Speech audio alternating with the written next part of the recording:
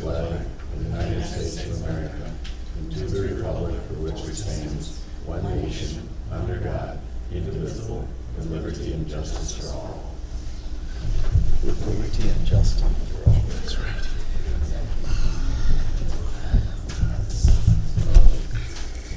Somewhere under here. Is this on? It is. Okay, that's good. Okay, we need to approve the agenda.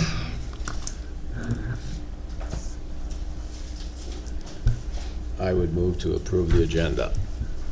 Second. And all those in favor say aye. Aye. Opposed, same sign. Motion carried. Approve the minutes.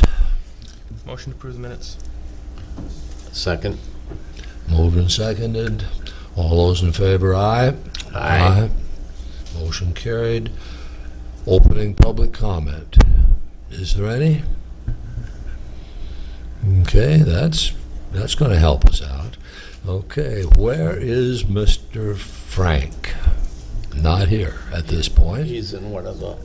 There's a meeting that hasn't ended yet. That's why we're missing two people. There's a meeting that hasn't ended yet, and so away we go. Amelia, would you like to?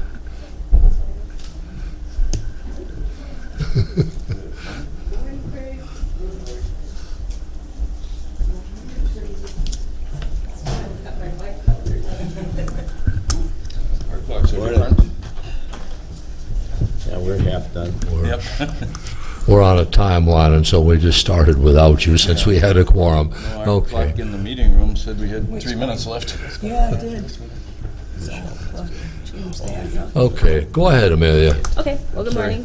morning. So I'm just here to seek approval for a federal 319 feedlot grant for small. Amelia, would you check a little bit and see if that thing's actually... It is. Closer? Okay, if you could get a little closer. Okay, you can hear me now? Perfect. There we go. Okay, so I'm just here to seek approval for our federal 319 small fixes feedlot grant. It has gone across Sam and Tessa's desk, and they've approved it. For the most part, it is pretty much the same as what you've seen in the past.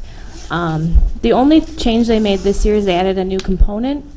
They added, or they designated money, they designated $1,600 to go towards compiling a list of all open lot feedlot owners in priority areas based upon your RAPS or TMDL and water planning.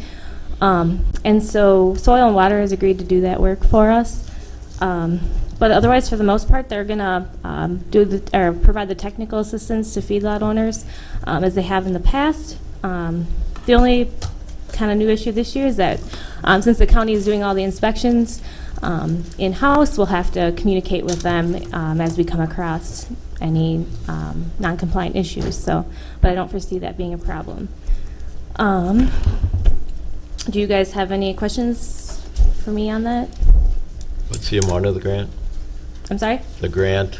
There was, as I said, $1,600 for developing that list, $21,000 then for to provide cost share assistance, and then $8,000 to provide technical assistance to them.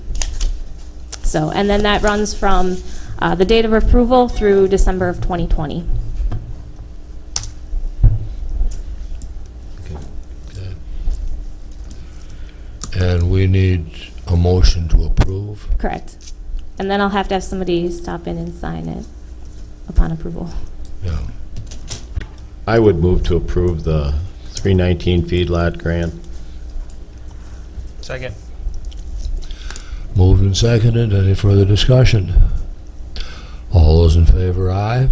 Aye. Those opposed, motion carried. Do you have anything else, Amelia? Nope, that was all I had for you. Okay. All right, thank you. Thank you. Thank you. Mr. Frank.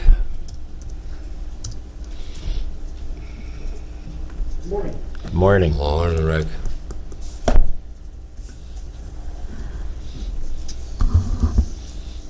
Before you, I had a request here, it was probably about a month ago, in regard to replacing the furnace down at the recycling center. The one that we have there pretty much gave up the ghost, and it's in dire need of a lot of repair. And when comparing repairing the old one versus going brand new. It made it, at least by the quotes and everything, it made it very worthwhile looking at going brand new, because you weren't very far apart between completely fixing it up and replacing it. The reason I had, a month ago, what we did was, I had a request in to talk to the board about that. It came up that maybe we should be looking at different models too, and we did that. I had some comparables made there, and I did send them to you. We're talking roughly about $500, $600 difference between the two quotes that we did get. One being, the present one we have down there is an Innovate. They're located out of La Crosse, and the other one is called Clean Burn, which is located in Watertown, Minnesota, which is about a 2.5 hour distance between us. I did ask Danny O'Hearn here, he's the one that basically does all the maintenance on the machines down there, if there's any questions on that. And he also had a chance to compare the two machines and discuss the two different burners down there and what it would take to replace both of them. So if there's any questions on that, I asked him to come in and he could help me with that. At this point, like I said, looking at both furnaces, replacing the Innovate, and that's the one we have, we wouldn't have to replace or redo anything with the electrical nor the brackets that are there that are holding the machine. It would just be taking the old one down and put the new one up. With the other model there, we would have some additional cost associated with the electrical and also the machine itself being braced up above, or to rebrace it, I think is what it was. Yes, it's heavy. So we would have those kind of additional costs on top of what the quotes that they gave us. So comparing the two, they were very familiar, the chambers, the warranties.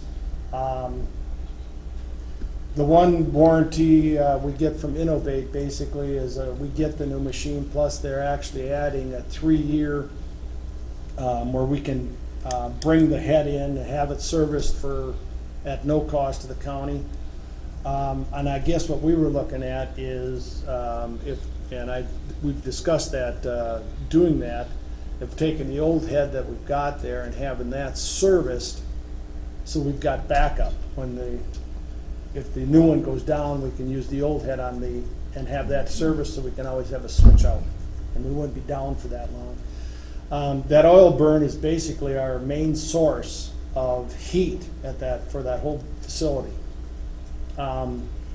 We get the products from basically at the drop sites. We get products from schools. The ag business brings those barrels into us too when they're changing oil on tractors and different things. That's how we heat the facility. And like I said, it's worked very well. We've had that burner in there, I think, since 2003, the Innovate that we've got now.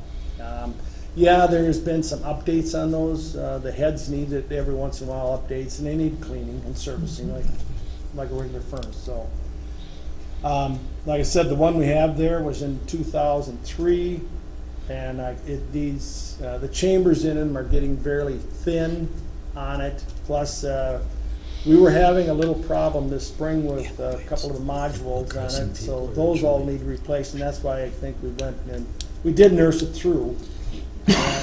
But she needs some serious looking at, and that's why we're here today. So you would recommend going with the Innovate, even though it's a little more expensive, but Well, it's less $500. expensive. Actually, it's cheaper. $400 $500 cheaper. Oh, it is cheaper even, Yeah. and needs no bracing, no wiring. Well, and the other thing that happens too is, being it's right in La Crosse, our parts and services are right there. That's what I was gonna say, just the location would be, and Yeah. the service of the head. They're originally La Crescent people, too. Or really? But like I said, we get a free product there with the used oil, and it has benefited us. Like I said, it's good for at least the recycling end of it. We've been able to, like I said, service the community, and it's it's helped a lot of, And they are cheaper, you know, and they're, Yeah, we just had asked last time to get another quote, so we Yeah. knew for sure But where I we're did, at, and it's cheaper, so. but the thing is, like I said, this was an unbudgeted item.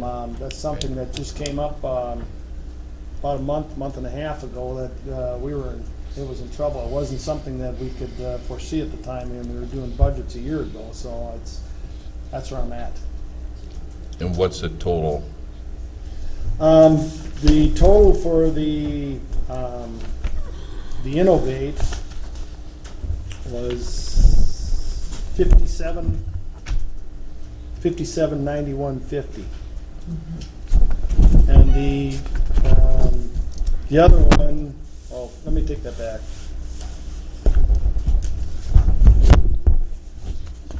yeah, that's what you sent us, and the other one was 61.95. Yes. You think that'd be total cost installation, everything up Well, and the running? the one with the Innovate, yes, that's total. Or what you'd be looking at overrunning your budget by is what I'm looking at. Yes. Yep. Were there any budget adjustments in your budget that you could see? Well, actually, you know, I did look at that, and no, I mean, I'm sitting there with, we've got some projects coming up. We also got some, I've got containers that we had budgeted there that are in the process of, they're ordered and they're Right. being made. So I kind of looked, we did take some extra, added on things at the recycling center already that I had to switch around, and some things got dropped. Right. So coming up with that kind of money at this point, I just, no, I couldn't. Well, this is the main source of heat for, and it's used oil that we need to, you know, get rid of anyway. Why not use it to our benefit? Rick, do we advertise that people can bring oil there? No. I don't like to advertise because the mere fact, Justin, is that a lot of people will drop that off and we don't know what it is, or we like to be around, or if it's at the drop sites, somebody's there to always look at it. Yep. Water, you know, you can get a lot of problem with water and oil, or it's different kinds of like paint thinners or something that we kind of like to, Know what's coming. yeah, what's coming in. Do we store it in the summer, or? Yes. We've got a container down there that we've, most of it's all in either 55-gallon drums, and then it's inside containers, or it's so they don't get hit, and it's off the side there, or it's in 15-gallon plastic that we can handle and Okay. pump it. The reason why I asked was we get a lot of waste oil. I didn't even know you guys did that. So Well, we don't advertise it a lot Yeah. because we got, like I said, we've got a lot of people bringing it in. yeah, We don't, but you we never only have can burn to. so much a year too. But you never have a shortage or an overstock, or I mean, it just kind of happens to work out just No, right. once in a while we'll go looking for it, but we kind of know where to, Where to look. yeah. Yeah. But I mean, yeah, we've taken fair amount from the ag districts already. Normally, there's programs where they'll ask for some kind of proof of disposal, and we can do that, so that they meet their obligations. Where would this money come from? Well, Rick's salary probably the first. You know, I I mean, make this a is, motion. If this is a, From our general fund balance? well, I'm just thinking if this is to an infrastructure type, Yeah, you know, issue for a building, right. you know, if it comes out of the general fund. I'd make a motion to approve the purchase of the Innovate furnace. Second. Moved and seconded. Any further discussion? All those in favor? Aye. Those opposed? Motion carried.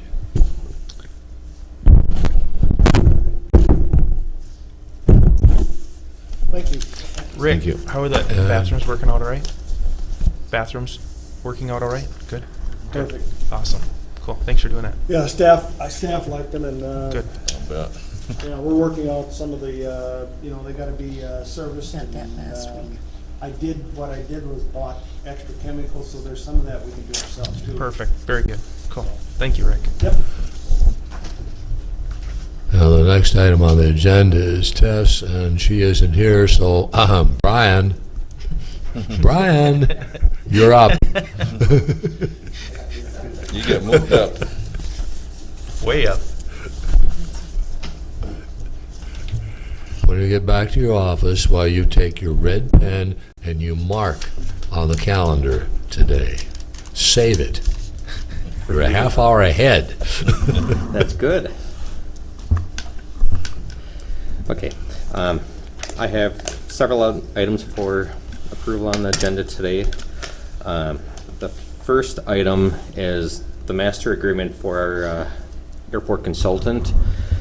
We have two documents that were sent on to you. The first one I'd like to get approval on is the master agreement for professional services with Bolton and Mink. I sent this on to the attorney's office for Attorney Jan's review.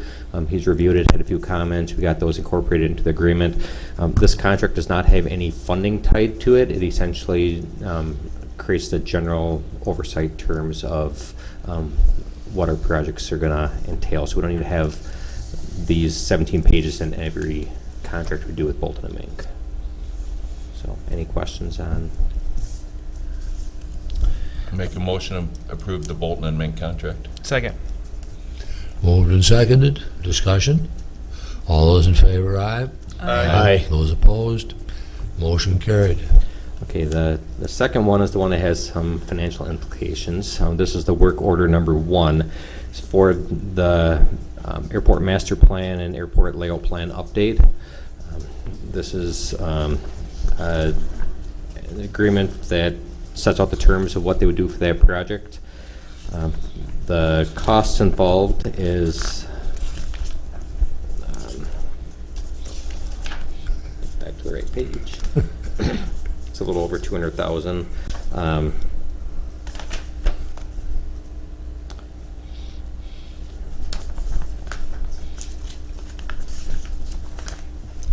Yeah, it took me a while to find it, too. 205,000. Wow, I was 20 minutes ahead. $205,300, or yeah, $205,300 of total contract. Out of that, it'll be 90% federal, 10% or 5% state, 5% local. So we'd expect the local cost to be $10,265. Being that it's a high dollar contract, we had an independent fee estimate done by another consultant.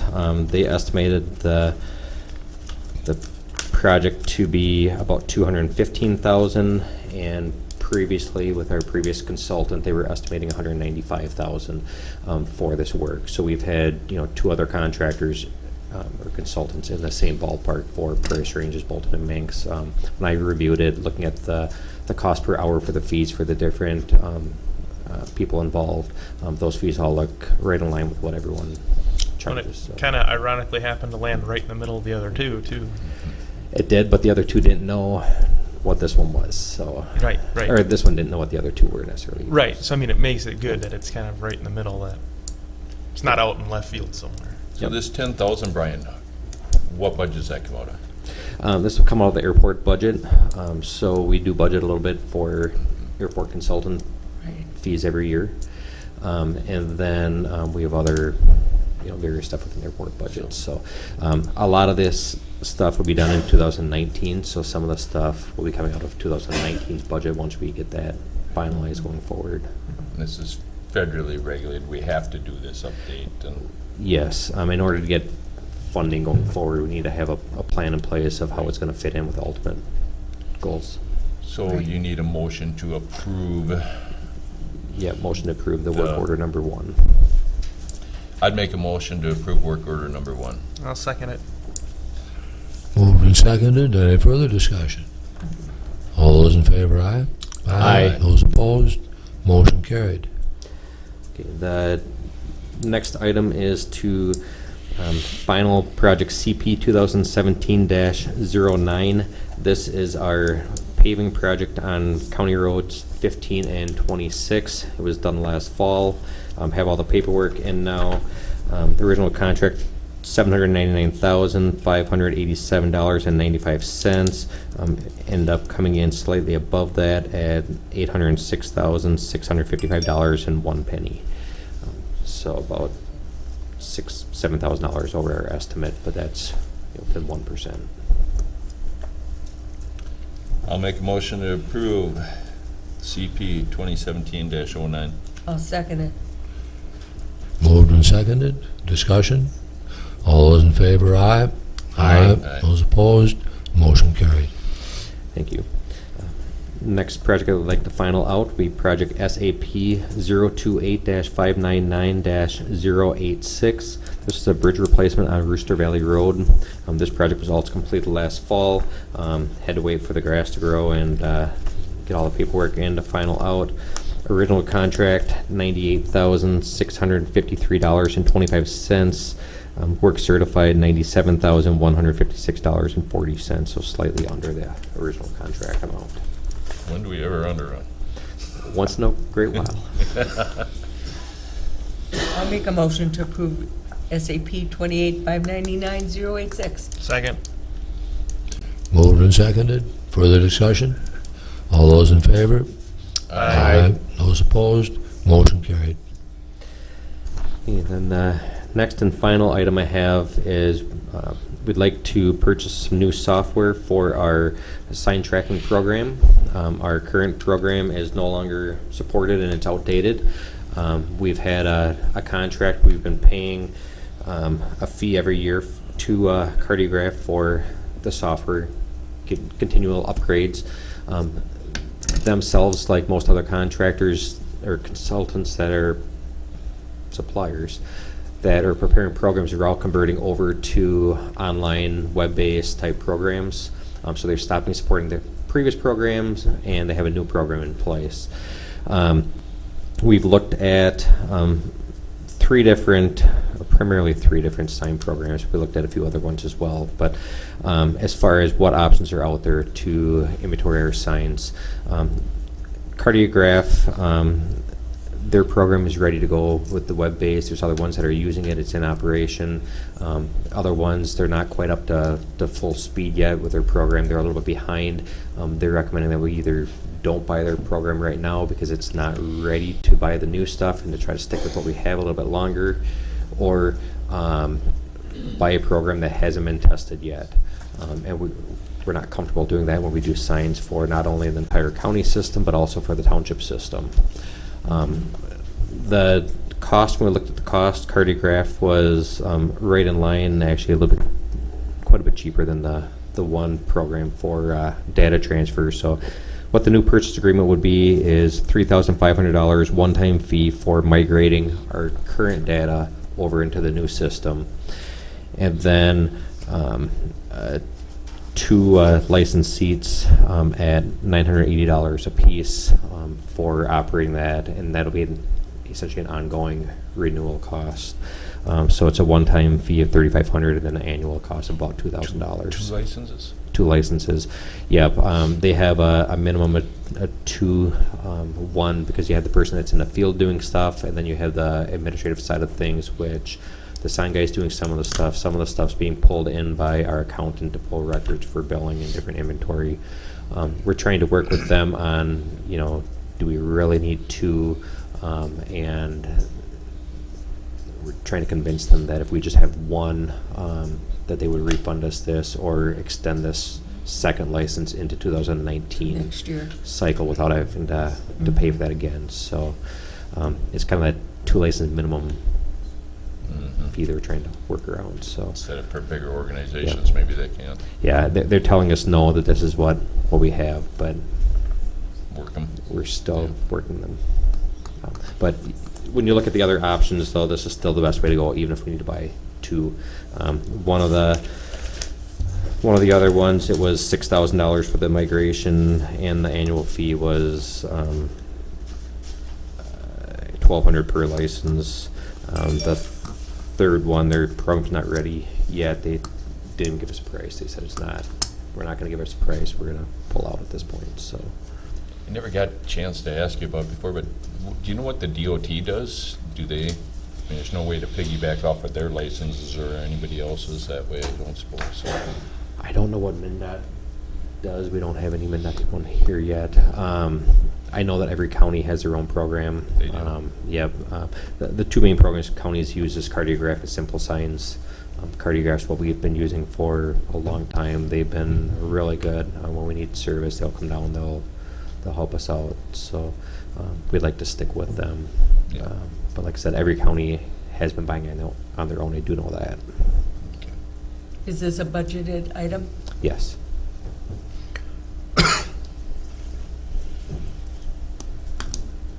I'll make a motion to approve the sign tracking software purchase agreement. Second. Moved and seconded. Any further discussion? All those in favor, aye? Aye. Those opposed? Thank you, Brian.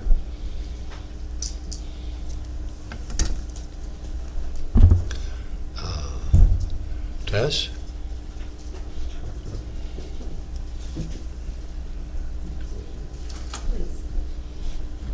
Good morning, Commissioners. Morning. Don't even space yourself, huh? Not really that scary. Careful, Brian.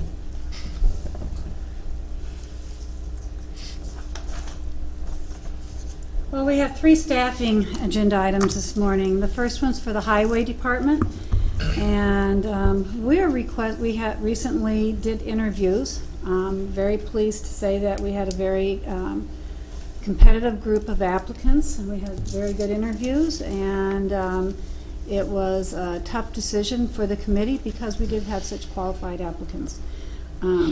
Went through the process, and at this point we're recommending the approval of the hire of Richard Botcher as a probationary maintenance specialist. That's B232. Step 1, $19.93 per hour, effective July 9th, conditioned upon successful completion of a Minnesota criminal background check. And do you want to say a couple words about Mr. Botcher? Sure. Yeah, so Mr. Botcher applied for this position. He has a history in the past. He's worked as a township supervisor overseeing contractors and what they've done for maintenance. He's been out there. He's helped clean trees, get roadways repaired after damage. He's been involved with that. He also has extensive experience in the ag spraying industry with spraying for weeds and stuff. So that's a need that we have. Our previous individual that left used to do that for us, so he can come in. We hope that he can fill that role.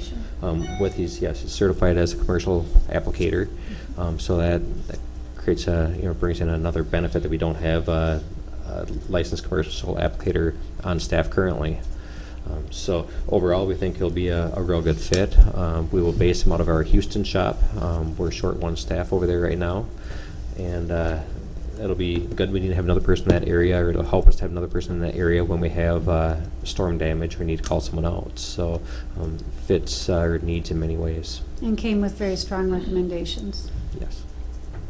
So, we are requesting that. I'll make a motion to approve the hire of Richard Botcher. Second. Moved and seconded. Any further discussion? All those in favor, aye.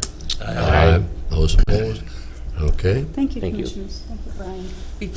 Before you move on, Brian and Tess, I've had a couple things about we're behind on our weed mowing and we're behind on our spraying, and are we still short people? We have one person that is has been out for a considerable period of time, for a few months, on a leave, statutorily qualified leave, and not certain of a return date, if at all. And we won't know that probably until possibly this fall. However, yes, we are very short. Yeah, it puts us behind. And we I would said. like to be able to use this applicant pool in our process that Yeah. we went through. And we may be able to come back in a couple of weeks with a recommendation. We may know a little more.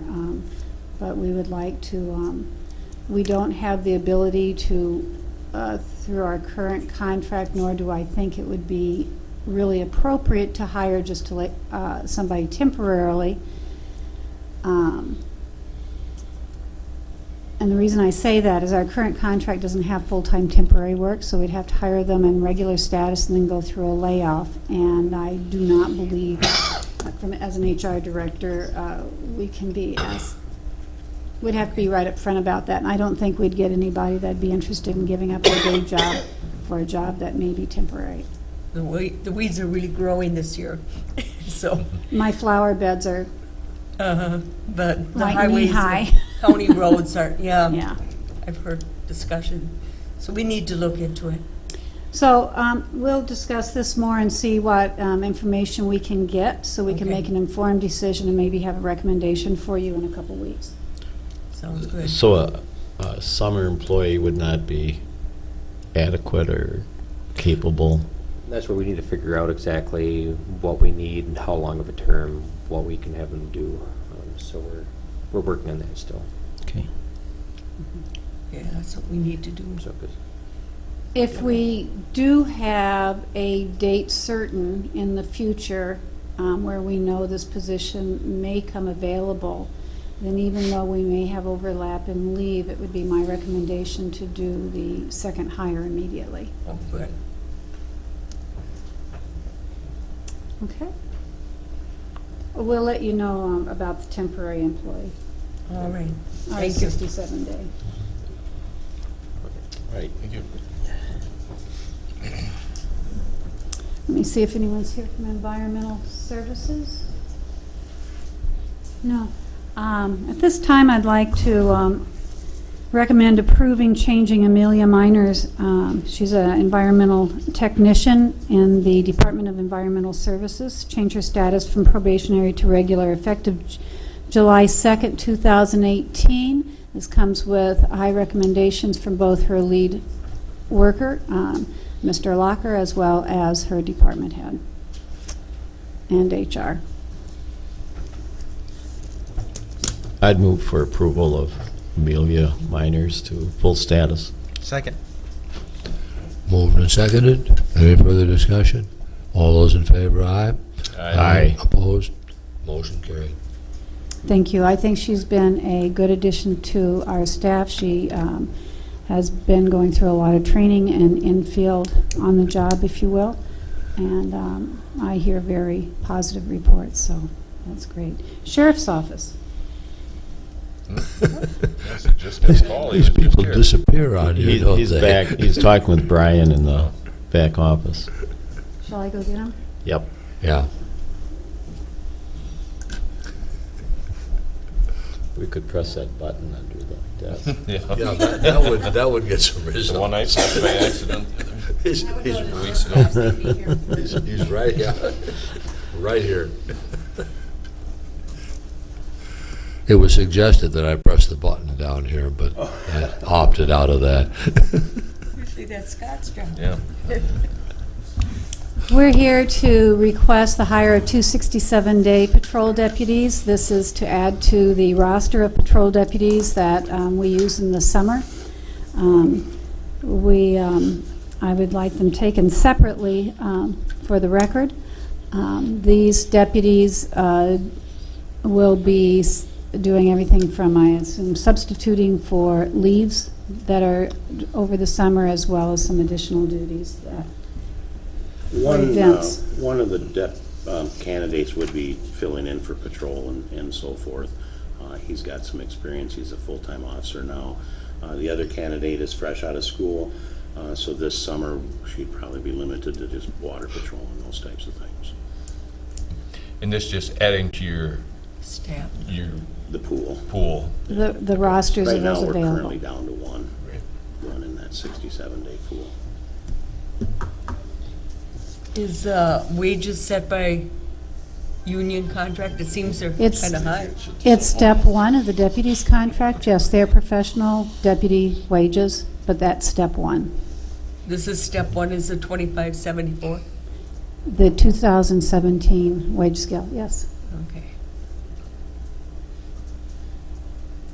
seemed a little high compared to a lot of departments' pay. Well, But if it's union based or it's what? union, and it's based upon the level of responsibility, risk, and the kind of duties, the discretion that needs to be carried out, their level of authority on the road, the issue of public safety and individual safety. There are a lot of factors when we classify these positions, being done by a third party. They have the highest safety subclassification. Obviously, And we're looking at adding to a pool that's already got a set wage and everything. We're not really dealing with correct. anything. We This couldn't is not, change that, or- it's not something that I have discretion in pulling together, but I support it. Okay.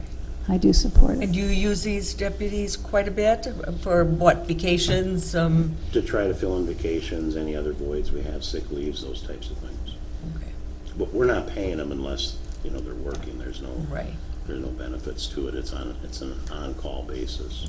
And this is all part of your budgeted item Yes. and everything, so. And in the past, I believe we've had up to 5 on the roster. And we're okay. down. So this would bring you up to 3, then you can Brings up to depend on. 3, yes. Yeah, ideally 5 is nice because, like I said, most of these candidates work somewhere else full-time, so they're not always available when we need them. It's like our transporters, anything Yeah. else, whoever's available. Yep.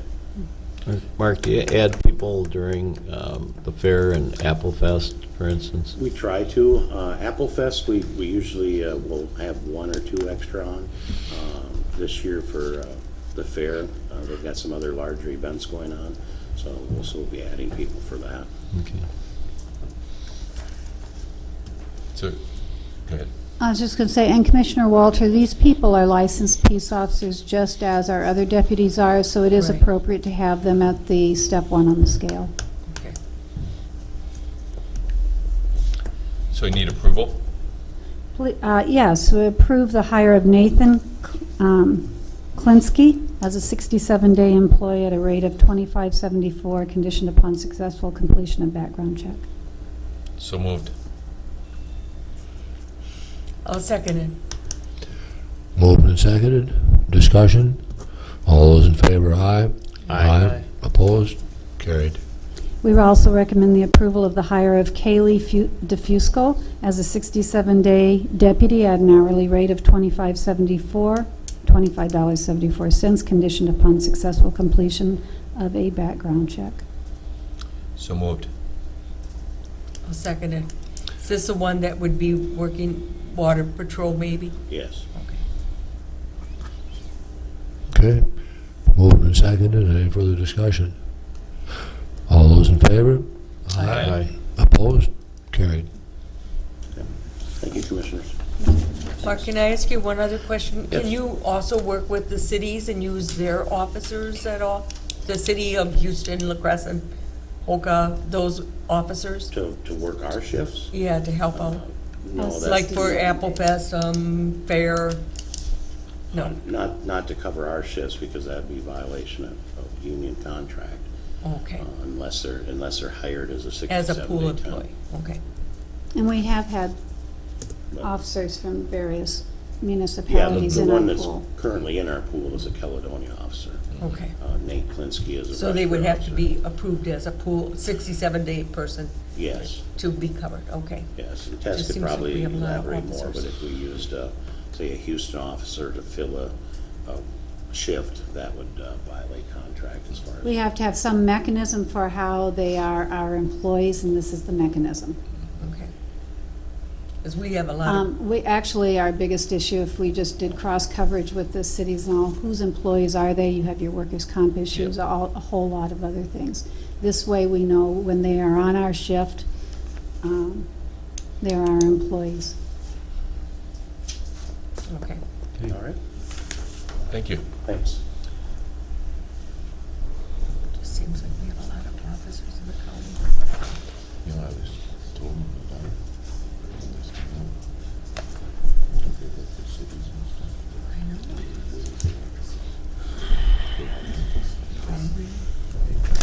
Andy? Howdy.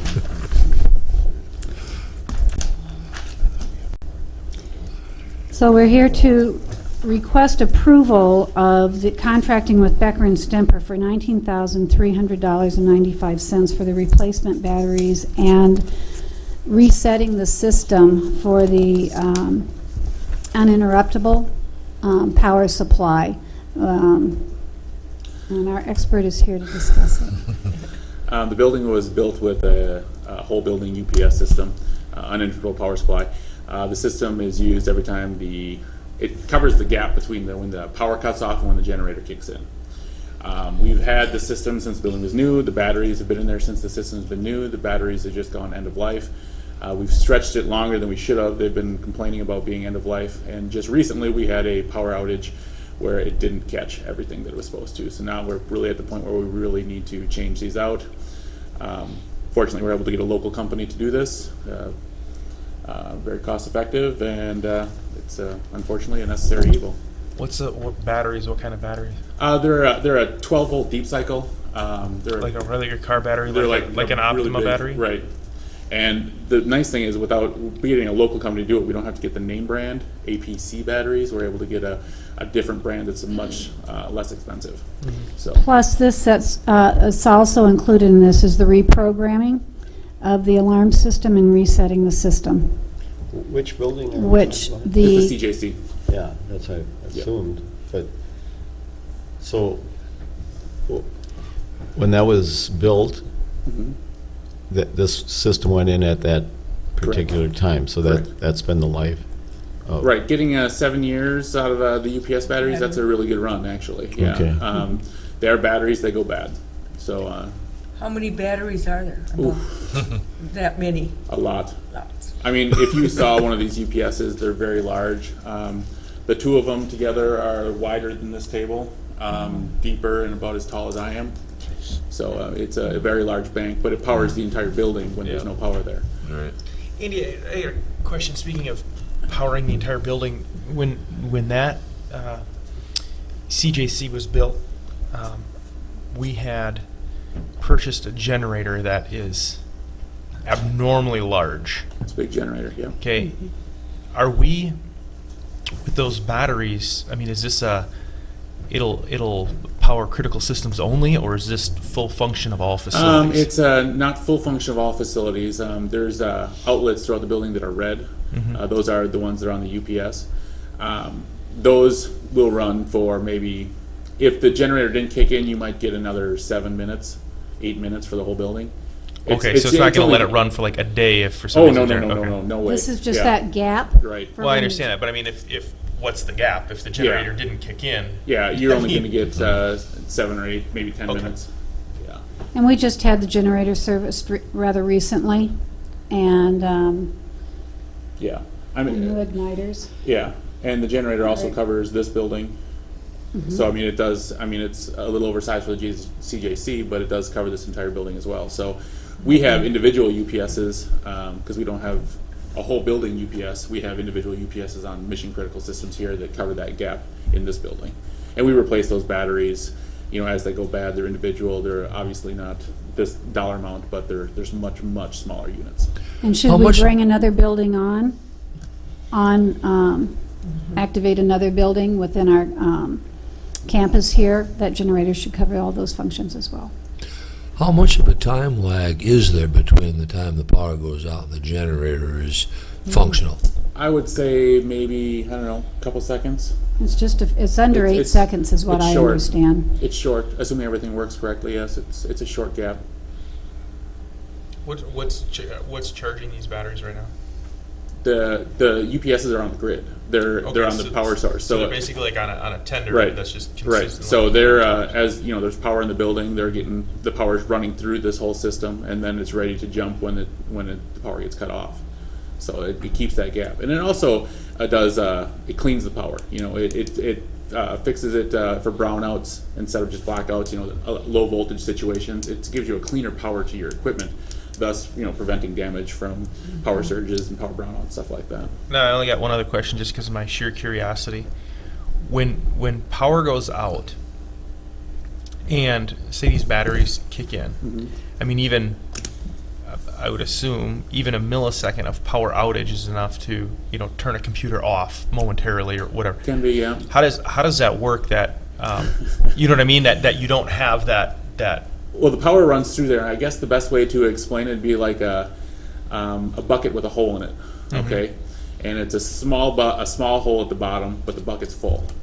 And you have a big hose dumping water into that bucket. Well, when that big hose dumping the water in the bucket stops, the smaller hole at the bottom still goes until that bucket goes empty. So there's still some current coming from this system at all times. So there really isn't a lag. Right. That's the whole point. It's Okay, uninterruptible that power, makes so sense. it makes the power constant even when the system gets changed over. Now I'm Yeah, understanding. Good and explanation. we test it once a month on Wednesdays. We'll do power cycles, run off the generator, and we do test it. But like I said, we actually had a power outage a few weeks ago on a Sunday, and there were a bunch of systems that went down that the batteries didn't keep it fully charged. This is a budgeted item. We knew this was coming down the pike, and so this is included in the budget. How much was it again? $19,309.95. Only question is Becker and Stemper, did we ask anybody else? We did, they declined. Good. Yeah. And Becker and Stemper was able to coordinate this with Schneider Electric, who will be coming and doing all the resets. So we asked other local Yeah. vendors.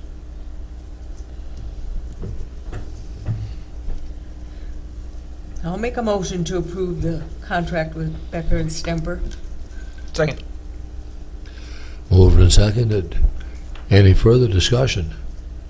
I get a new cell phone battery. Mine's wearing out. Okay. All those in favor, aye? Aye. Those opposed? Motion carried. Thank you very much, Andy. Just an information item on the, while we're talking about facilities, we did have, I think it's Hiller come. We've been looking at carpet for floor covering, and been looking locally as well as with Hiller out of Rochester. And I think we'll have a recommendation for you next week. We are looking at actually going with the Hiller. They can do this work at night without interrupting our folks. The products, we were very impressed with the products that they brought forth and the pricing. So I want to discuss this just a bit more with department heads, but just so that you know that is it's in the works, and we're looking at how we stage it. Pardon me? What exactly are we carpeting? For the historic courthouse, we have carpets. The two rooms that we would be doing right away are rooms where would be, I think it's 104 downstairs in the assessors, where there's holes or that's trip hazards because it's wrinkled up so badly. I believe this carpet was installed in the carpet we're looking at replacing in 1978, a long time before I was here. We've got a lot of life out of it. We're also looking at doing common areas, though, would not be carpeted any longer. We'd be looking at a harder surface, not VCT, though. We're having some difficulty with that, but I will bring that all back to the board. And I want to, like I said, go to department heads about staging a little bit today. So you think 40 years is sufficient use? Well, we've done a lot of shampooing. There have been a lot of boots with a lot of different substances on them that we've had to shampoo for. So we're just about, we've pulled it up and re-stretched it so many times we can't pull it up and re-stretch it any longer. So, but I just wanted to put that on your radar, and that is a budgeted for item. Yeah. Scott just had the same idea I did, to talk to our wives about how much you can get out of a carpet. 20 years ago yet. So with that, commissioners, I would like to request that we go into closed session for labor relations. I'll make a motion to go into closed Did session. did we need approval on? No, that was an information item, Just Commissioner. informational, okay. Just so that you know it's Just wanted to forthcoming. make sure. Okay, go ahead, Teresa, I'm sorry. I'll make a motion to go into closed session. Second. Moved and seconded to go into closed session. All in favor? Aye. Okay, motion carried. We're in closed session. I would move that we go back into open session. I'll second it. Moved and seconded. All those in favor, aye? Aye. Aye. Okay, let them in. You weren't there. I think that's why I shouldn't sign. I don't think I should sign.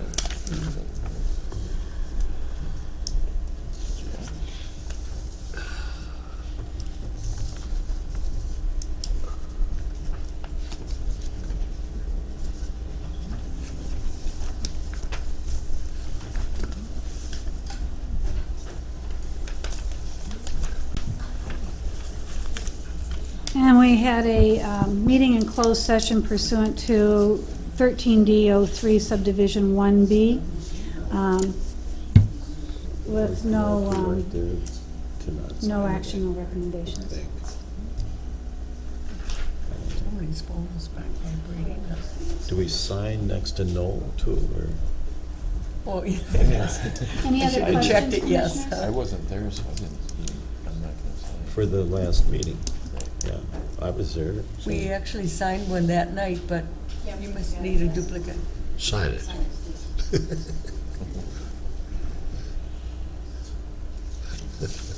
Okay.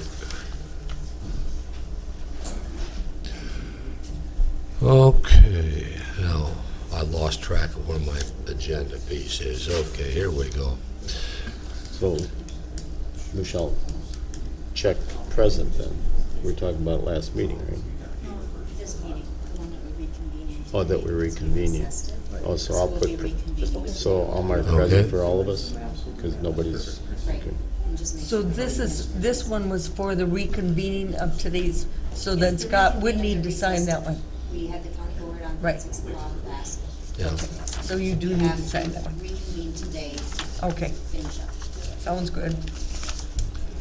Okay, So Scott is here. MnDOT.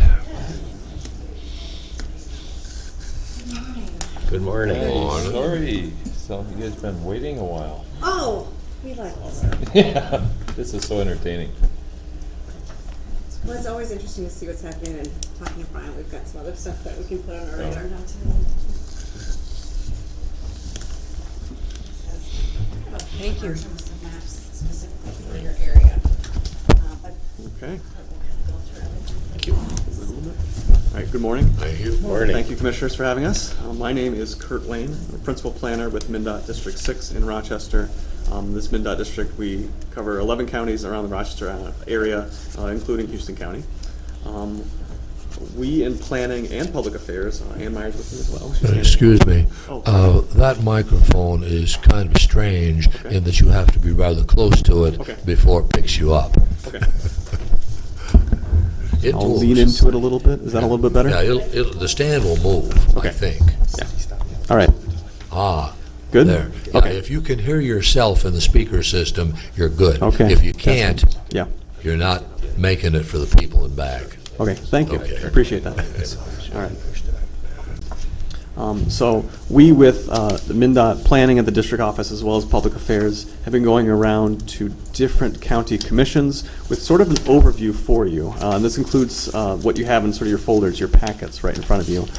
I'll let you know before I begin sort of the presentation. The presentation I have on the screen, it's a condensed version. It's a lot shorter. You have the full information in your packet. So you'll see there's some maps in there. There's quite a few pages of the PowerPoint. What I have on the screen today, we'll be skipping over some things. So I might just try to point out to you a couple times when some of the skips happen. You can see sometimes there are page numbers in the lower, I think, right-hand corner for the presentation. But today we wanted to give you more information about 3 particular topics and then have some time either during the presentation or after if you have any questions for us. The 3 topics we wanted to cover today were just kind of a little more information and overview about funding and funding sources that MnDOT uses for the state highways. Also an update about a new project selection policy having to do with MnDOT and scoring criteria for new pavement and bridge projects. And then the third piece is what I kind of call the map portion, where we kind of dig in a little bit more about what are the new projects in the Capital Highway Investment Plan, as well as what are some of the projects that are upcoming, maybe not this year, but upcoming in Houston County. So we'll start off with the funding overview. I've got a couple graphs for you, so just a couple slides as visuals, but the main overview I wanted to cover today is that with the State Department of Transportation, we have a lot of essentially different pots of money with different restrictions on them. It doesn't just all come to us and then it all goes to the roads and bridges, unfortunately. This graph, I wanted to kind of illustrate one of those divisions, and that is the blue bars you see on the top are what the funds that District 6, in millions of dollars, receives per year to work on the national highway system. So those are a lot of our interstate, and many of our U.S. highways are the national highway system. The green bars on the bottom are the funds that are designated for sort of all of the other trunk highways or state highways, so the non-national highway system highways. So we wanted to kind of illustrate kind of what roughly the numbers were and what the divisions were, and as you'll probably notice there too, there is a bit of a difference. The blue bars tend to change a lot per year. That's because those funds are allocated straight out of our state office in St. Paul, and so they're kind of trying to balance all of the districts in different years. So when there's large projects, sometimes we'll get more money in a particular year, or if we don't have the large project that year on the national highway system, we might get less money. But as you can see for the other state highway routes, the amount of funding received for roads and bridges stays pretty consistent. I wanted to dig in a little bit too here too. When it comes to a lot of our highways as well, we have targets. So the blue bars on this graph represent what is known as sort of our state highway investment plan targets for where we'd like to spend a percentage of our money over a typical year and over a typical 10-year period too. We have to do sort of this level of planning. It's a requirement with the funding we receive. So as you'll see here, most of our money in our planned investments for future projects in future years, these are almost always pavement rehabilitation projects or bridge projects. Most of the money goes towards the pavement and the bridge condition.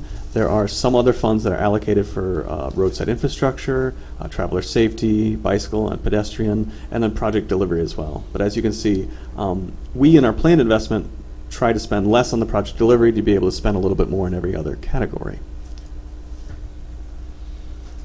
Sort of the rest of the funding overview, I'll kind of leave to you guys to explore a little more. MnDOT has a brand new website. This is in your packet as well as on the screen, minnesotago.org/funding. It does a much better job than I can.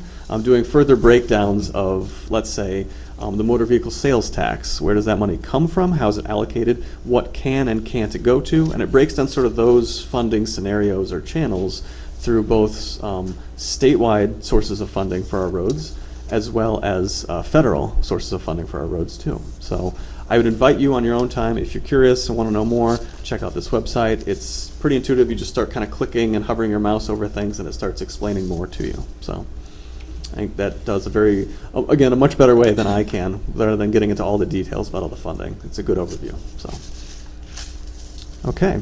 I want to spend the next few minutes, and it's most of the slides, but I don't want to take too much time on it, talking about a new project selection policy that MnDOT is working on.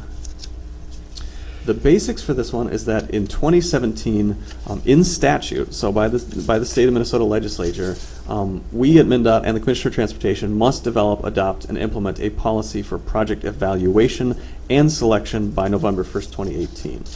The big question here is, what's different about this? So MnDOT as a state agency was already doing, project evaluation as we think of new projects, as we create and generate new lists of projects to work on in a 5-year horizon or a 10-year horizon.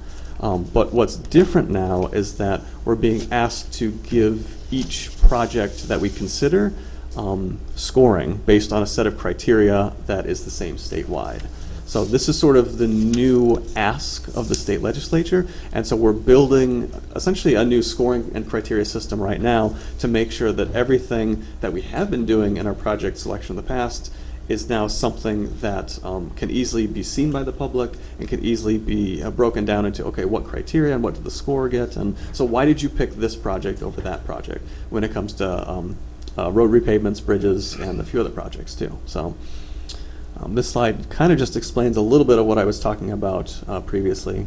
Again, we're looking at criteria and methodology. We're looking for scores for all projects selected and evaluated.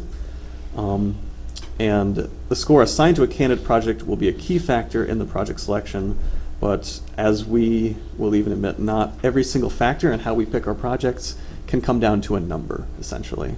So there's still a little bit of discretion that we'll have in terms of, we want to pick all the top scoring projects, but in terms of, let's say, we have a particular allotment of funding in a year, we want to maybe pick a smaller project that's a little further down the list to be able to fit into an earlier year because we have the resources for it that year. So there may still be some wiggle room within the scoring itself.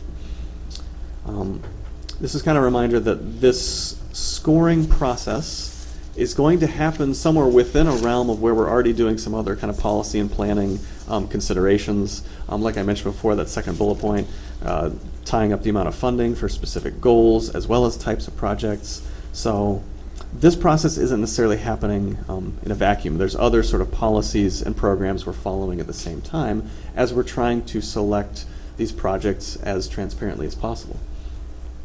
I wanted to give you guys kind of a quick up to speed about project selection. What we're looking at for the scoring is how to select different pavement or bridge projects that we do on a regular basis. It doesn't yet get into the depth of what we do as part of the project. So an example of that would be we might be selecting based on the criteria we're developing a pavement project for in the city of Houston, in the urban section of the city of Houston. But we don't necessarily know what type of project that is yet. That comes a little bit later on in project development and that process. You know, will it just be a mill and overlay? Will there be ADA and pedestrian and sidewalk work? Will it be a full reconstruct? We can't determine all of that yet. We have an idea in the selection, but that comes later. So, okay. So here are a couple of the draft scoring approaches so far, as we have them. Again, most of the projects we will be scoring in the future this way will be pavement and bridge projects. And as you saw from the graph earlier, these are most of our projects as the funding goes, essentially. So the idea is that once a project is selected, then it can be scoped and developed further, and then we know exactly what the project is rather than as many as 10 years out, we wouldn't necessarily know what the project is yet, so it gets a little tricky there. These are sort of the three scoring categories we're looking at right now. NHS pavement and bridges, non-NHS, and that's the National Highway System, is that acronym. And then our urban non-freeway or non-expressway sections of roadway. We have a lot of our trunk highways that go within communities. We figured it's actually important to score them a little differently than our rural highways. Yes? You okay with a question? Yeah, go ahead. Okay. Well, pavement is on my mind. Mm-hmm. How does one select between concrete and blacktop or whatever? Okay. So I don't know the specifics, but I know a little bit about that question. And that process is typically, it's decided closer to the time of the project than maybe project selection. So for a lot of projects, we don't know yet what it is, whether we use asphalt or concrete on it. It ties into, I think, a bit the prices and the price fluctuations between the two materials, as well as sort of, I think, related to that, there's certain kind of quotas we want to hit as a state in terms of, do we want to use this much concrete, do we want to use this much asphalt, as well as some of the testing we'll do in some of our state testing facilities on different pavement types. This may not be in your bailiwick here either, but there's got to be, I mean, the long history of doing roads, there's got to be some studies as to which holds up and lifespan of one versus the other, and I would think that, and is that considered? The short answer is yes, it is considered. I think some of our specialists in that would be at the Min Road Research Facility, I think. We have a statewide facility. If you've ever driven on I-94, there's that sort of third set of 2 lanes that you're diverted to most of the time. So they're actually testing different pavements there. So they're doing their own research as well as working on previous research about what pavements do well and how. Some of the research can take many, many years to see just how well a pavement does. So. Okay. Thank you. Yeah. So, for these next 2 scoring methodologies, the NHS pavement and the non-NHS pavement, these are the rural ones. As you'll see, I won't go through all of the scoring criteria, but you have that available to you. In this one and the next one, I believe 60 out of 100 points are based on the pavement condition, and that's roughly how we've been evaluating our roadway segments before. It's primarily driven by or based on what the pavement is doing, and then we'll add some other factors in. But it makes the most sense if we have pavements that are weakening or they're beginning to fail, we want to do those projects first. As you can see, there's very few, but just a couple subtle changes between how we score the national highway system and the non-national highway system, and I won't get into the details there. When it goes to some of our urban segments that we're considering, one question that we do get a little bit is, well, how do we define urban? It definitely does include small towns. It's very context-based, based on what the community is like next to the roadway. So there are even a couple sections that we've looked at so far in our district that we consider to be urban, even though they're not incorporated communities. But they do have buildings or homes close to the roadway and some access points, and so we would consider even small, small villages of like maybe 100 people or fewer to still be urban in nature, at least for a short stretch. In this scoring criteria, you'll see it's the first 2 categories are actually 2 different ways of measuring the pavement quality. And then the other 50 points, so it's a little bit different balance that way, but the other 50 points have to do with a lot of, again, context next to the roadway, as well as some of the traffic and other factors there. So as I mentioned before, these have been some of our sort of draft criteria. There are some, the next 2 slides list some of the types of projects that we'll see from time to time that we're not applying this scoring criteria to, but that's mostly because they already have their own scoring or competitive process, so it would be redundant to score them again. So this is a list as well as other activities that won't be scored. A lot of these have to do with maintenance or emergency repairs. It doesn't make a lot of sense for MnDOT to be scoring and going through that process when the job just kind of needs to get done that day or that week. So, next few slides here, I have jumped ahead a little bit. The next few slides, we're near the end here, are just kind of how everything fits in the timeline. Most of the projects we'll be scoring again will be these pavement and bridge needs. We can be scoring projects as many as 10 years out, so that's what we're showing here. There are other major capacity expansion projects. They typically come into our project hopper, so to speak, at years 5 and 6. Some of the other competitive and specialty programs I mentioned typically get selected closer to construction date, and then our preventative and reactive maintenance is usually, same month or same year sort of work. Okay, the timeline on this one is our state office in St. Paul is still kind of collecting comment, so they welcome you. If you want to send them comments, you can send it to me, or I think we might have other contact info as well. They're creating a final draft this summer. They're going to distribute an updated draft and have additional comments this fall, but by November, I believe it was November 1st, the legislature says we have to adopt the policy, so we can't take any more comment at that point. And then after that, we'll be trying to actually implement and use the scoring system in our next rounds of planning and next rounds of programming. So those are the main details about that update. There's a lot there, I understand. Any other questions about that right now? Without any, we'll get into sort of the map section now. I might grab a quick handout of my own, so I'm on the same page as you guys. This is a look at our sort of both 4 and 10-year plan. A 4-year plan is known as the STIP, or the Statewide Transportation Improvement Plan. Then the 10 years, the CHIP, is the Capital Highway Investment Plan. The main difference there is up to 4 years from now, we not only have projects identified, but we also know the funding sources of those, so they're planned and programmed. Up to 10 years out, we have an idea, but the scheduling and the projects themselves can be a little more in flux because we don't know the funding yet, and we don't know exactly what the pavement and everything else will be like in the future. But we have an idea, so that's kind of the difference between what we'll see here. In your packets, there should be 3 different maps. The first 2 show our whole district of 11 counties. This one is showing, I think it's mislabeled up top. This is the STIP here. Not many things have changed from last year, except we've got new 2022 projects in there for you to look at. One I do know that is different, Highway 52 in Goodhue County is a project that's changed significantly. There were going to be just a repaving on some southbound lanes. It's now a full rural reconstruction to kind of rebuild the roadway. I believe the base of the roadway there is roughly about 90 years old. So it's going to be a much larger project, and in 2021 now. So otherwise, a lot of our first 4-year programmed projects haven't changed significantly. There might be a couple new ones in there, but it's about the same. There's also, this second map here is sort of the district-wide CHIP, which is the kind of the 5 to 10 year look out. And if you don't mind, I'll skip right ahead to the third map, which is just Houston County, because I figure we might have a couple questions or updates on that one. The third map is just the next 10 years of projects we're looking at within Houston County. We took a look for the changes between last year and this year. There's only a few, and really it's just the introduction of a couple new projects. So I believe the Highway 44, one of the Highway 44 repavings is now in year 2027. That's south of Caledonia to Spring Grove.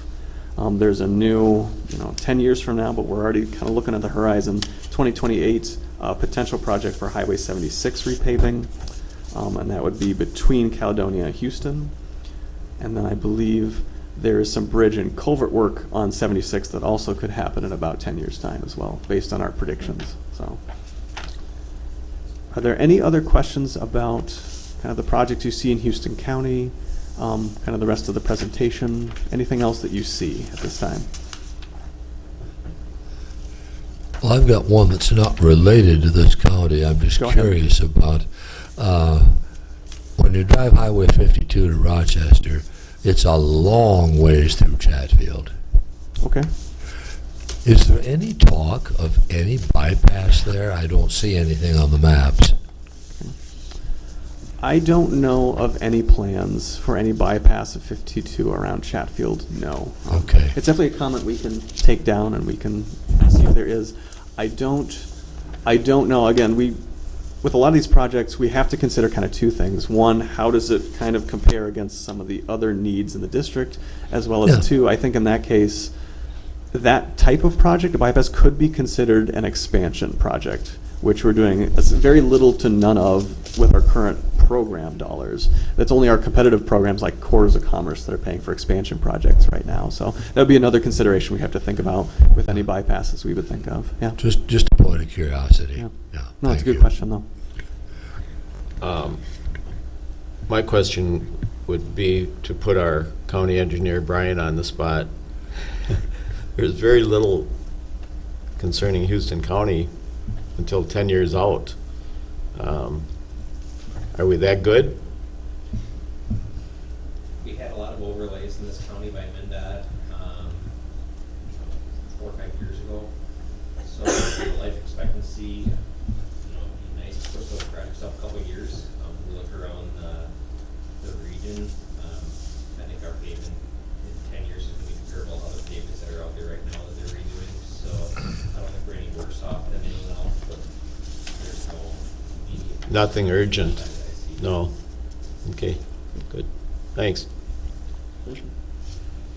Question I have, MnDOT bought right away from Holka to Miller's Corner, just short of La Crescent, for 4-lane highway, and they put a 4-lane bridge in Holka. Any clue of a 4-lane, they get it fenced way out in the fields, get right away for 4-lane?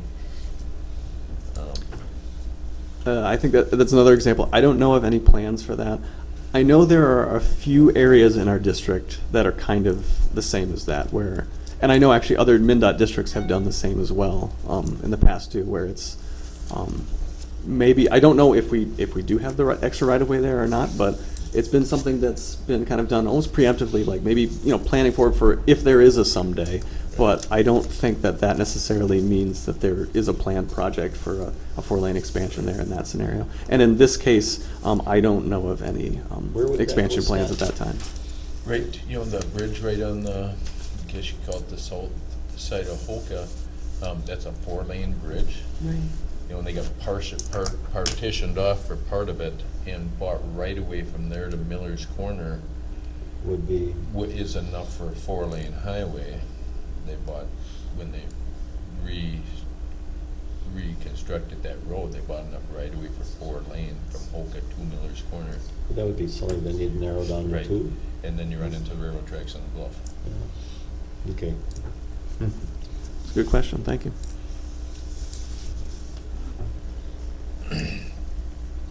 One thing, Oh, go ahead. one thing I'd like to, Highway 44, Yes. coming, we have a truck climbing lane, called Shively Hill, and it's been redone a few times as we overlay.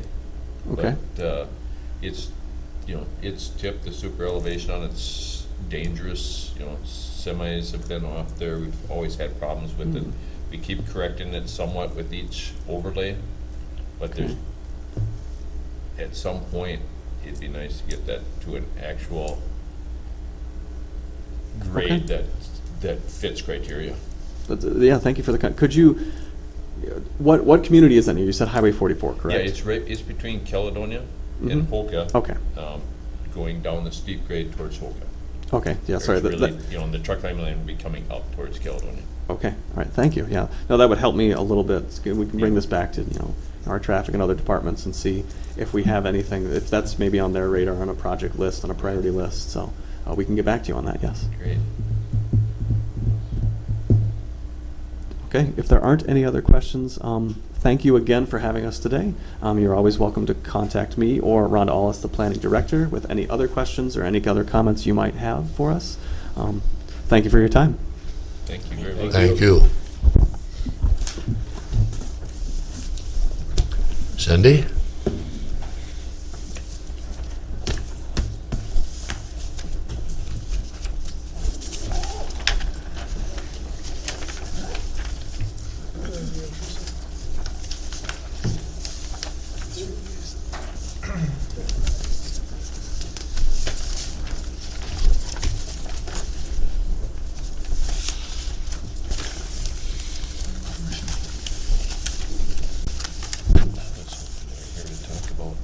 Brownsville and Caledonia. Good morning, Commissioners. Morning. This reconvene of the County Board of Appeals and Equalization. In front of you are packets that our county attorney put together. Pardon? We would need them to. Oh, I'm sure, yeah, you have to reconvene first. I would move that we reconvene the Board of Appeal and Equalization meeting that. I'll second it. couldn't I knew think what of you any- were gonna say. Yeah. That's okay. Got an easy mind to read. Moved and seconded, any discussion? Those approval? Aye. Aye. Opposed? Thank you. We're Okay. convened properly now. All right, in front of you, those envelopes are packets that Attorney Yant put together for taxpayers to be able to appeal to the small claims court at the state level that we talked about at the last meeting. So we will have some delivered to Brownsville City to be available at that point, and Commissioner Miller has said that he would drop some off at La Crescent. And if anybody needs some, there'll be some available in our office also. I think that was what we had left over from last week. I've not heard anything from the state. That may take a while, so I don't recommend we keep open for that. I do have another sheet there that Commissioner Walters asked me to give. This is information on how to become certified as a commissioner. We need to keep in mind this is open from July 1st until the last day of January.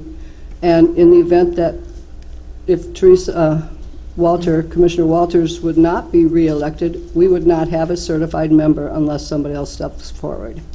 So this explains how to take those classes online. I would urge at least one of you, maybe two, all of you would be great, take that online.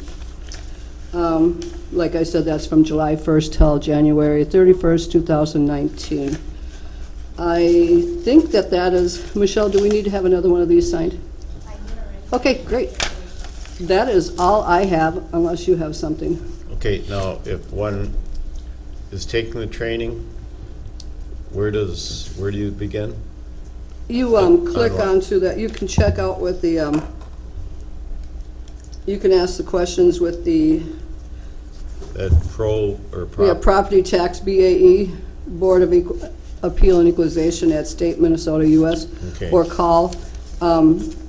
This, at the bottom, this is the site I went to. I would believe that as of July 1st, they would have a walkthrough on how to get to those classes. Teresa, did Yeah, you they take will. I did do the online one, and I did have the website. I went right on it, and they bring up about an hour's worth of reading and answer the questions. It was very easy, actually, to do it. And then at the end, they have your certificate with your name that you print off, so. But, yeah, it wasn't hard to do. It's just a matter. They used to send us training, 3-hour training, where we did this kind of thing with the state association, or townships also had training sessions too. But now you can do it right online, and it's a lot shorter, and it's less boring. Do you think you still have the website? I know I do. Maybe you should just Okay. send us each it and You see. can access it through the Minnesota Department of Revenue if you know. Yep, right at the very bottom. Yeah, the website is at the bottom. Help you get there.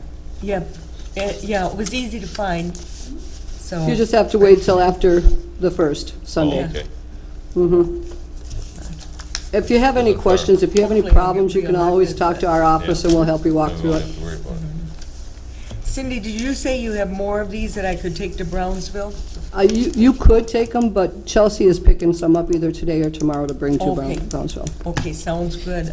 Because I did talk with the clerk in the Brownsville City, and they were happy with the meeting last week, but they really do want their assessments redone, and you mentioned October to them, is that? Yes, we will be doing it this year, barring anything falling from the sky. you Okay, know. well, I said I would double check with it, because Yep. they're counting on it now, after all the We're problems. counting on it too. We are bringing forth a contract next week to be hopefully approved by you to have Beacon Schneider come in and help.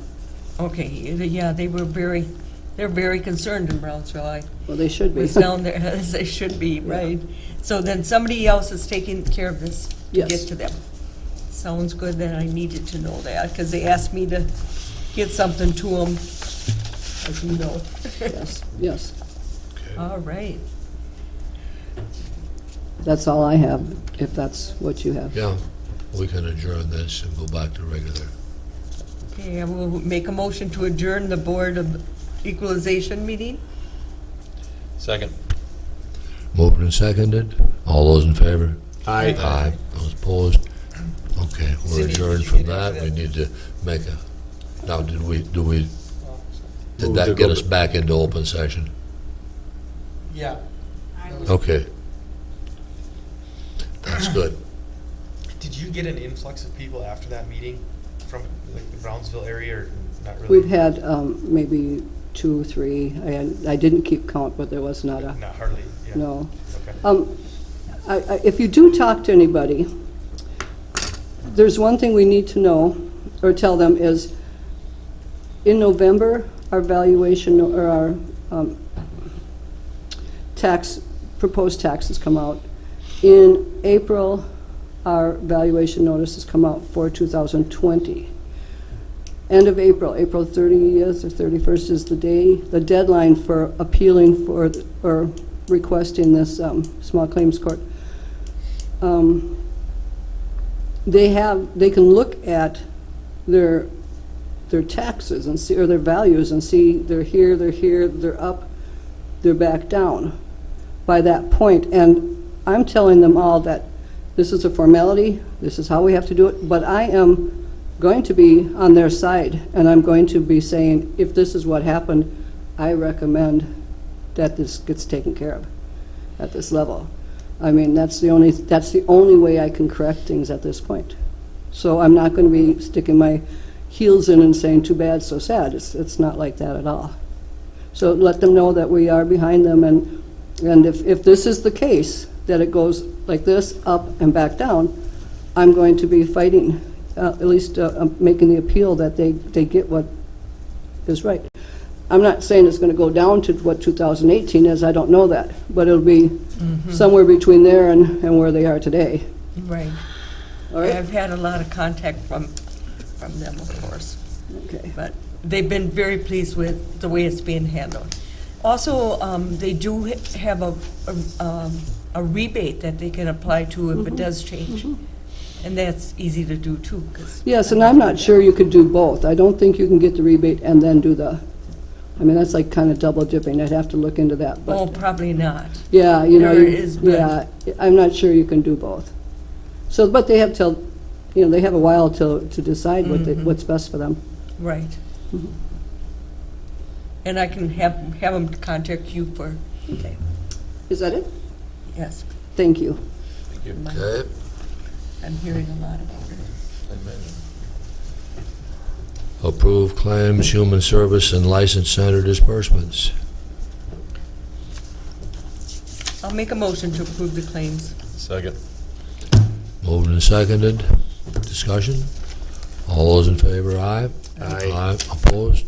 Motion carried. And there's nothing on the consent agenda, so we have discussion items, commissioner reports, and comments.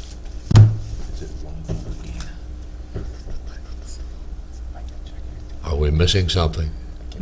Commissioner reports and Oh, comments. commissioner reports, okay. I was just talking about another. We got a discussion another there. meeting, yes, that, right. I did get a call from a township, Yucatan Township, I believe it was. Their chair called me that the DNR is considering acquiring land in their township, and don't they have to go through the township before they come to the county board? And that always has been our policy. They have to start with the township level and then come to us second.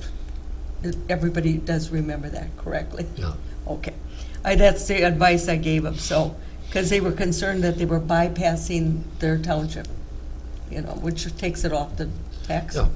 base for them. I had the solid waste annual meeting last Friday, which was very informative. They are well-run. This coming weekend, I think they're interviewing for their new director. In fact, they asked Rick Frank to be one of the people interviewing, so, because he's well-known over there for his good work with solid waste. And I think that was my main report. There you go. I did go to the Brownsville days. That's where I heard a lot of comments. But it was good. Really nothing to go over except for, and it was brought up once and thought maybe we should discuss again. We have a parking area up by True Gas that we were using that from any indication from anybody is not really being used by county personnel anymore. I haven't talked to John about it, but talked to a number of other people that is city included that wouldn't have a problem with us maybe looking at resale of that property if we're not going to use it. But that's something maybe we should be looking Should we into. put that on the agenda for next meeting, or what do we do there? Carol? I believe we are required to have that number of parking spaces available for our building because it's an office building. I mean, we were required to purchase it. It wasn't something. Required by the city, correct? Yeah. Right, and I've discussed it with the city. Okay. But there's an ordinance that requires it. Does it change the ordinance? If we have alternate parking. Okay. Yep. And How- we have reduced our staff there significantly also since we were required to have that parking lot. I don't think it matters how many you actually had there, it's how many you can have there, from what I remember. Yep. Just Least, to make sure least, they don't say yes and then say Right. Oh, no, it would definitely have to be a written agreement through the city also before we can actually make a purchase, but it's something that needs to be, I think, discussed, whether we need that, or we feel we need it and the city feels we need it, and, you know, it's kind of an area that's getting to actually be parking for other people Yeah. than city, or than county employees. Well, do we have any formal agreement with Quillens? None. I mean, that's what's Right. happening, is that our people wind up using the Quillens parking lot, the back corner of it, instead of going that block and a half or whatever it is down the street. Well, do we have any agreement with Quillens? Nothing in writing, and that's what we'd like to discuss is, should we, to try to get something formally in writing. And really what it comes down, what is the city requiring? And as the city's personnel that I've spoken to said, it's not a problem, therefore we don't see it being a problem. Yeah, okay. And we purchased this because the city required it. Yep. So that's what I just wanted to, should we talk about going further, looking at it, and possibly if we don't need it? Yeah. I think so. Well, you've made the contacts with the city, it's in your district, so, Yep. yeah. Yeah, so I I'd say- wanted to kind of bring it out before I go take Yeah. it any farther, and Yeah, well, do we need to put it on the agenda for next time to give Scott the formal authorization to talk to the city about negotiating something and talk to Quillens? Do we need to do that? Sure. Sam? That's really up to the board what you want to do, because he's not, I mean, at this point, you can't find the board, you can just inquire and bring back. yes, just Yeah. inquiries, Yeah. just information gathering. Okay, I'll go ahead with some Go for it. information gathering in the yep, aspect. okay. Thank you. Anything else, Scott? Nope. Justin?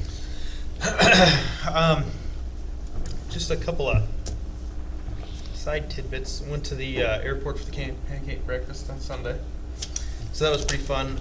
I did talk to Andy Mildy a little bit while I was there. We're talking. We brought it up before, but about a courtesy car out there at the airport. I talked to the sheriff a little bit. I think of what night it was. Yesterday? No, Sunday night. He said that there is a squad car that will be getting renewed or updated or whatever, getting a new one, and we'll have an old one potentially coming offline. And I just gave him the heads up that that might be some discussion when that comes about, looking into that as being a possibility. And I don't think that'll be until this fall, but the thing that we need to look at, and I can talk to Brian about it too, is talking with the city of Caledonia. I know we talked about, I think it was the League of Minnesota Cities that had a potential insurance policy for that particular instance, having a people driving a government-owned vehicle or whatever. Ironically, last night, if you guys remember Bob that used to work for MCIT that came in and reported to the board, his sister's actually renting a house from us, and I talked to him last night about MCIT's side of things, because MCIT didn't have a policy that would cover that. He had said that there are a few insurers out there that it'd be a separate insurance company that may be able to help too, but I just thought that might be something we should probably start looking at, so when the time comes. Mark said the car that's coming up due has got like 150,000 on it. He didn't think it would be worth all that much. I said that's perfect. That's exactly what we're looking for.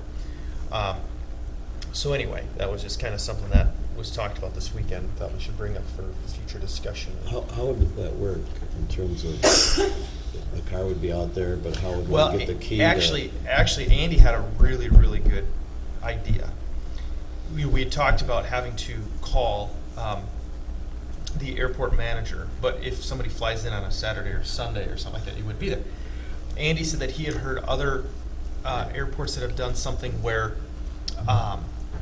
this might be a really good idea, if you had something posted, you have a lockbox, but have it posted something with it being some sort of aviation lingo that you'd have to be in the aviation industry to know it. Some 17-year-old kid wanting to go on a joyride wouldn't understand. You know, so it'd be something like, you know, for instance, the north-south runway and the radio frequency for the airport. Well, nobody would just know that, but anybody that flew in knows exactly what that means, and they just punch those numbers in, and there you go. So we could do something like a garaged area? No, that I the would think vehicle it'd just in, be or- outside, and you could just have a post with a lockbox on it, you know, and just have a combination that you would. I mean, you would drive this car yourself, though? You wouldn't? A pilot would fly in, Right. and then you could use the car. Right. Yeah, just a courtesy A car. lockbox to get to the car? To get to the keys. Right. Yes. Right. Mhm. And they, yeah, do that for rentals all the time, where once you've made the registration to do it, might be your last four numbers of your social security. That's the only one that can get it once it goes through the computer system and it's approved, you know. Yep. I do it to house rentals and stuff. Yeah, yeah. It's not that hard to do to get where it's, nobody else can get to it until you've paid your money for that fee, comes off your card, or maybe it's the last four digits of your card or your back numbers of your card is the only thing that'll open that lockbox. Changes with every time. So there'd be, you know, opportunities Yes, for doing something like that, to be honest, I think is absolutely vital. If somebody was to say, what is the number one thing that airport needs, it's a courtesy car. So I'd like to see that. You think you could leave it out there unhosed, though? Yeah, and I would say 100% of the airports out there do that right now. They do. Just leave it It just sits in the unhosed there. parking lot, and then, you know, a lot of them, it sits in the parking lot, and then, well, I guess I shouldn't say that. Most of the airports I've been at, it's either been during the week or at a facility that's open 7 days a week with a fixed base operation. So you just land, go inside, and say, hey, you got a courtesy car we can use, and they'll say, yeah, here's the keys, and it's just sitting in the parking lot. Yeah.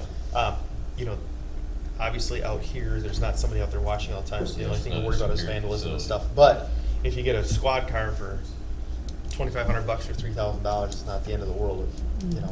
But yeah. So anyway, I just wanted to put that up. That was some of the Something talk for that I'd like to kind of get moving forward, since there's going to be a car coming, and it'd be something to talk to Caledonia, the city, about if they'd like to go in on it with us, because we may be able to get insurance through the League of Minnesota Cities that we couldn't get through the county. So it'd be a collaborative effort with the city.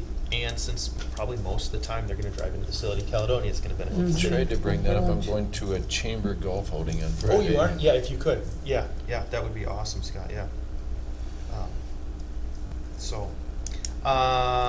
Let's see, other than that, I think that's about it. Okay. I was at the Board of Adjustment meeting on Thursday night. As you may all know, the board upheld the decision on the Schutzmein made by our zoning administrator, Aaron Locker. Aaron did a fine job. Sam was there.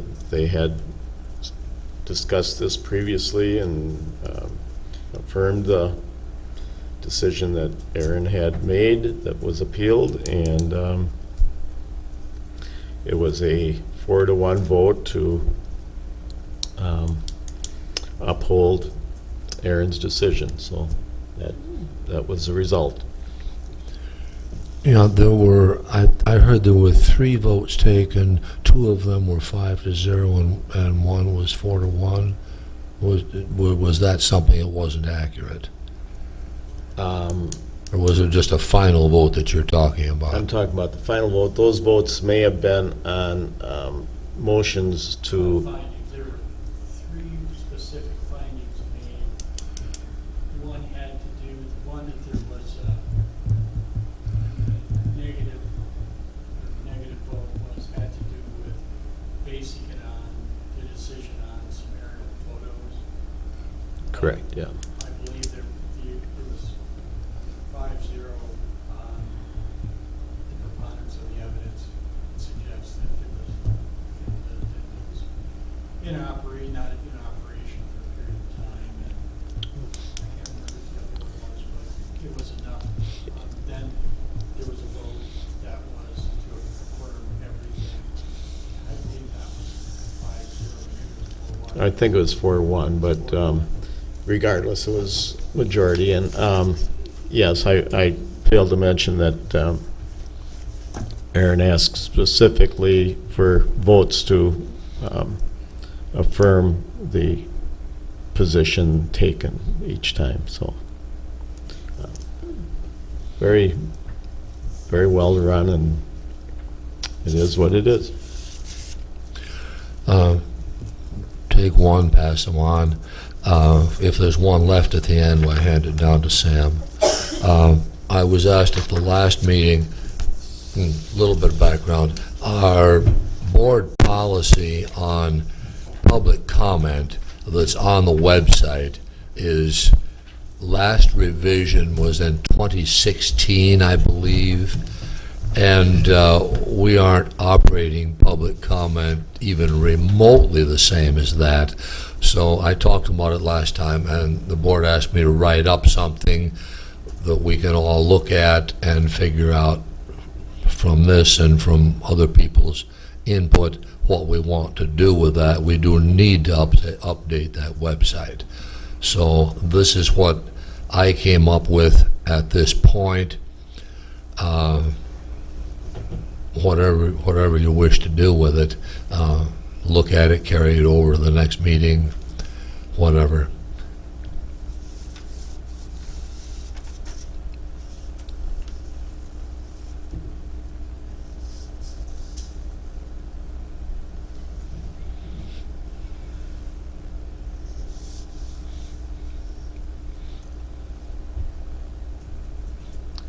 If anybody in the audience is interested, you can certainly have my copy afterwards. I've got other copies on the computer, but I had no idea how many to print, so I just didn't print a bunch of extras.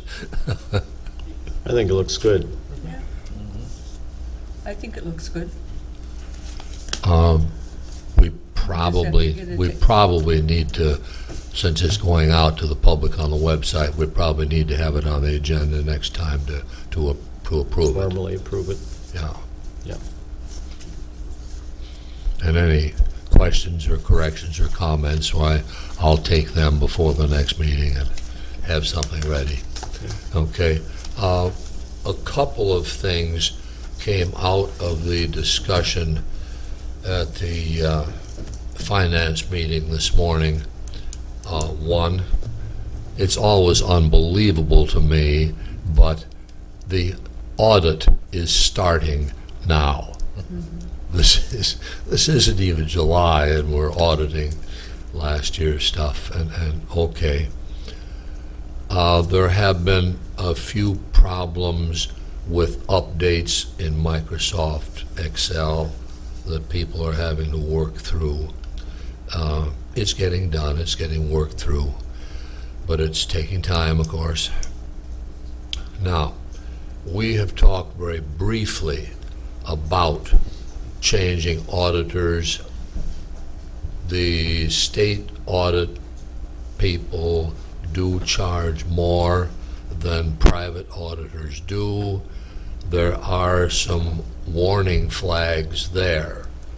The private firms, we are hearing from other counties, don't cover as much stuff as the state does, and the private audit firms do not furnish the amount of service that the state audit does. So I've asked the people in finance to try to quantify those differences, because it's not just the state audit service charges us this and a private auditor charges us that, and it's just make a choice in dollars. There's some other stuff goes into it that we have to be careful about.